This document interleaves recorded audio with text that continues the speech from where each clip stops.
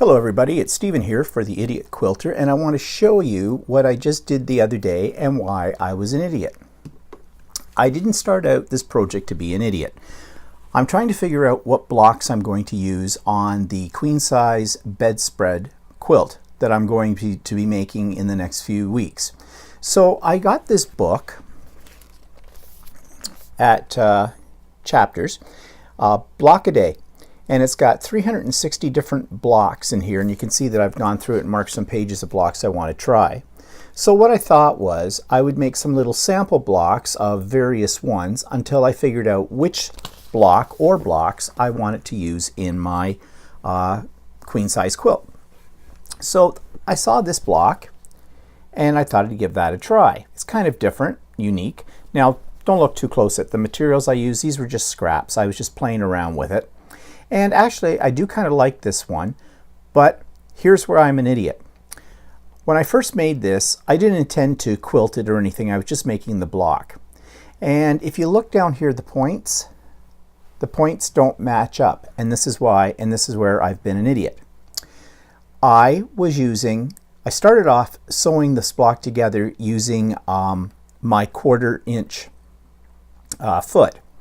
However, I had removed another foot from the sewing machine, and I forgot to push my button for setting the needle over so it would work and make a correct 1/4 inch seam.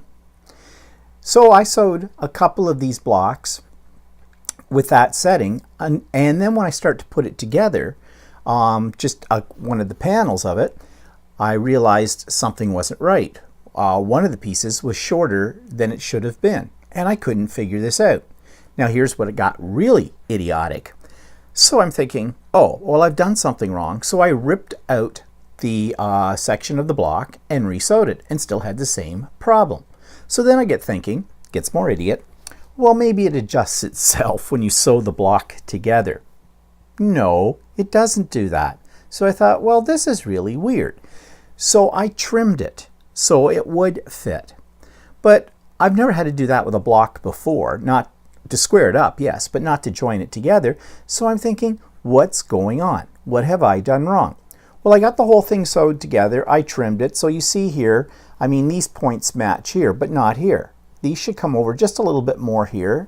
Same with this, same with this, same with this. But I didn't bother to rip anything more out because I felt, well, this is just a test anyways. And then it dawned on me. I had not adjusted the needle position for a 1/4 inch seam. I was sewing something a little larger on some of those pieces than a 1/4 inch seam, and that's why they didn't match up properly. So anyways, I thought, well, this is kind of a nice little block. What more do I want to do with it? So I had just recently learned about some of the various stitches on my sewing machine for using with appliques. So I thought, okay, I'll just get this piece of material. It's just a piece of scrap.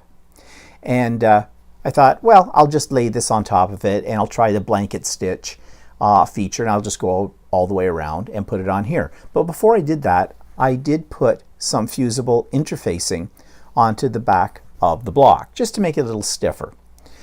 So I did that, and that turned out okay. And then I'm thinking, well, you know, I kind of need a border around this, but I really didn't feel like cutting up more scrap fabric, putting it together, making a binding, and doing all of that for something like this that I wasn't intending to do anything more with than simply it was just practice.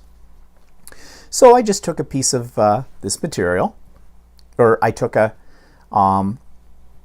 backing piece of scrap material, as you can see here, and light changed. And I just simply serged all the way. Well, I layered it. I put it, let me back up. Geez, I'm an idiot. I layered it. I made the sandwich, the quilt sandwich with batting in here. And then I wasn't going to do a binding for it all, so I decided to just use my serger, and I just used the thread that was already in my serger, which was 4 different colors, but they actually blend in pretty well, and went just all the way around the edges just to seal it up. So then I thought, what the heck, I'm on a roll here. Let's quilt it. So I used a walking foot to quilt this with, and I went over it. You might be able to see it better at the back. I just did a wave, and I did a wave from top to bottom across, and then just turned it 90 degrees and went across the other way. Sort of a, you know, checkerboard effect. Except I had trouble seeing some where my line of stitching was on a couple of these. So you see, it got doubled up in a couple of spots. Now, ironically, it got doubled up on two spots that are opposite each other. So it's not that noticeable. But again, this was just a sample piece. I wasn't going to do anything exciting with it. So after I did this and finished it all up, I thought, well, it's kind of pretty. What can I use it for? So it is now a little placemat on my kitchen table that sits under a vase that kind of picks up some of these colors that are there. So, you know, it could be used as a hot mat as well. So sometimes idiots rule. Simple as that. So I thought I'd just share that with you. Talk to you later. Bye-bye.